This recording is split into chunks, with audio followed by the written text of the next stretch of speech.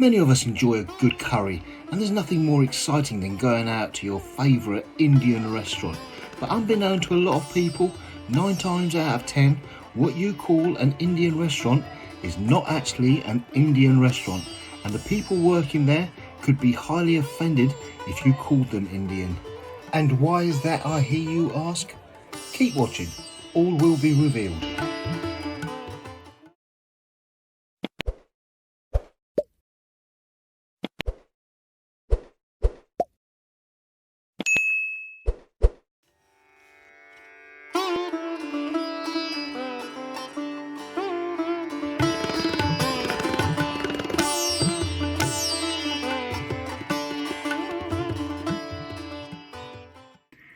India, the birthplace of probably some of my favourite types of food. Ranging from a wide selection of different types of curries like your vindaloos, your madrasas, your pasandas, your rogan joshes, and the list goes on. Right down to your clay oven baked meals like your tandoori chicken and your tikka dishes. Not forgetting your different types of breads like your naan bread, your chapatis, your rotis.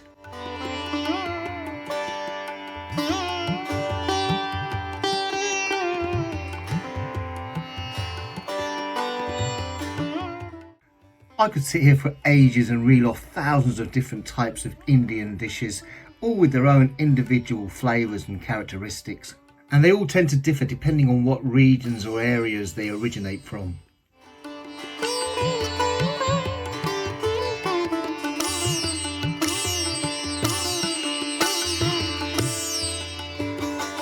There are some that say that these authentic dishes originated from food being covered in spices to preserve them in these hot climates.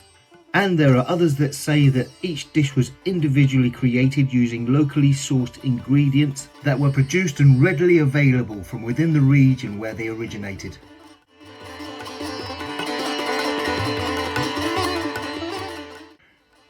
That having been said, yes, I do know the average punter sat in a restaurant tucking into their papadums, their naan bread and their chicken tikka masalas don't really give a dog's danglers as to where it was made or where it came from.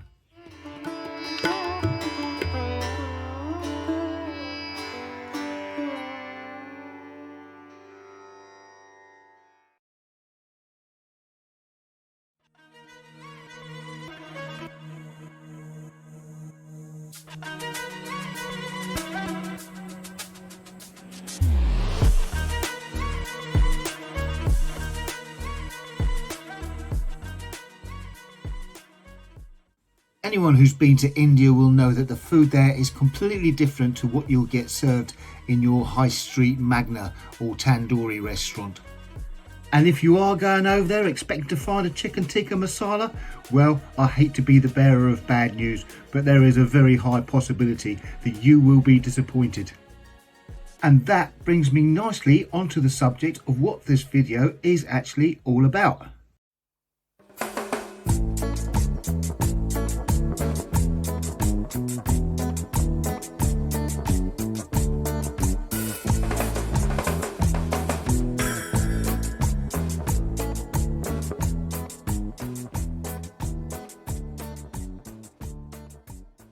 Breaking it down into simple layman's terms, 9 times out of 10, your high street Indian restaurant that we shall refer to for the purpose of this video as a curry house is more than likely owned and run by Bangladeshi people.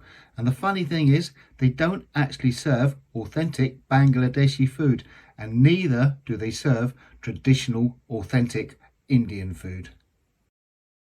The food they serve in these restaurants is actually recreated to satisfy an international palate. Yes, I know it does get a little bit confusing, but bear with me because in a minute I'm going to show you some real authentic Indian restaurants that do actually serve authentic Indian food. Before we get into this, let's have a little geography lesson. Bangladesh is a little country to the north of India and isn't actually in India, and they do not class themselves as Indians.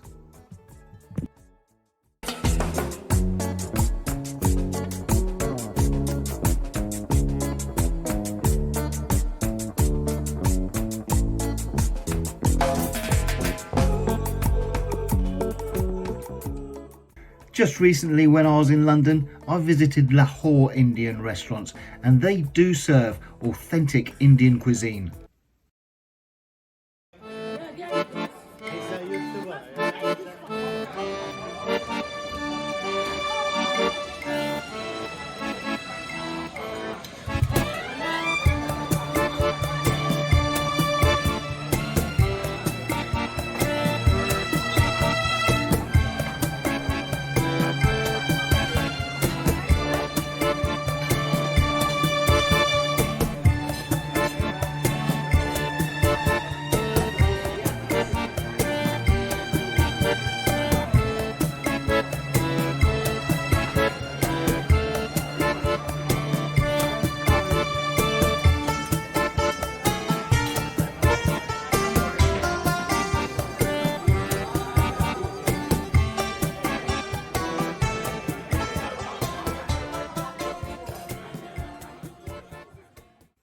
And even though Lahore is in Pakistan, another neighbouring country to the north of India, they are very close to the Indian border, and their food is influenced by their close neighbours, Punjab. And guess what? Punjab is in India.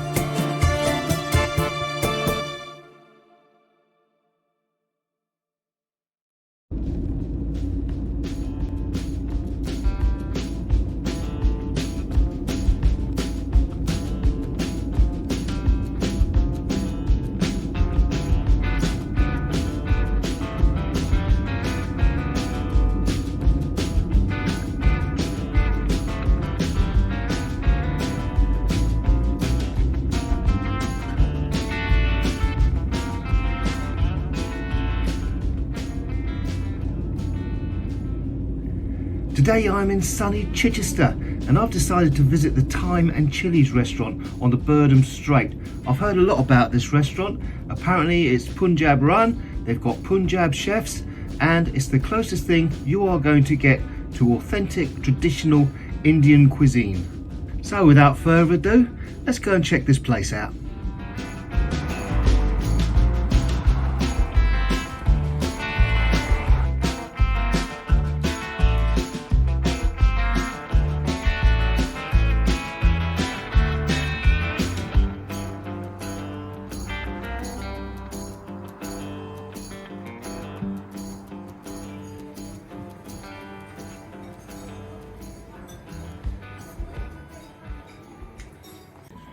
And having a look at the chef's special menu to begin with: tandoori venison, Gressingham duck, venison chili fry.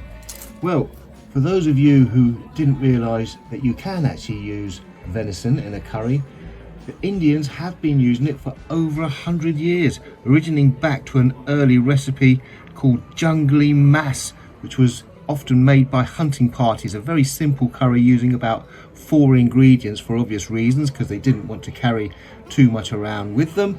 But yeah, venison. Now that's not something you will see on your average high street curry house menu.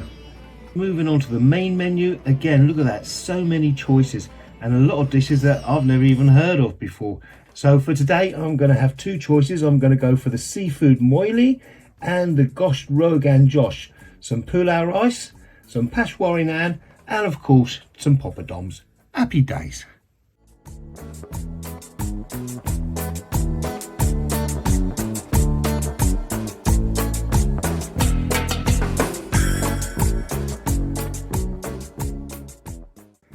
To the average punter, a poppadom is just a poppadom, but to me it tells me everything about the kitchen right from the word go.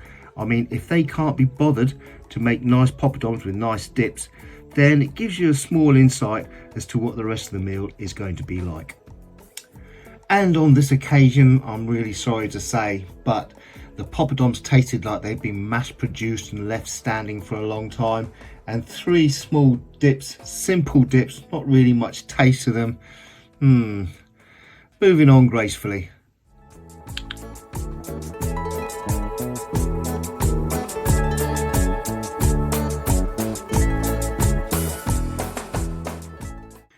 My main meals have arrived, and to start with, I'm going to get stuck into my Seafood Moilee.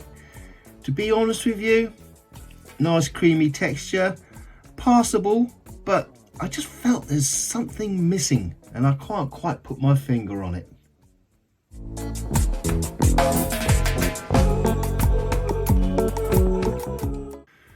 And moving on to my gosht rogan josh, again, it just feels like there's something missing and I can't quite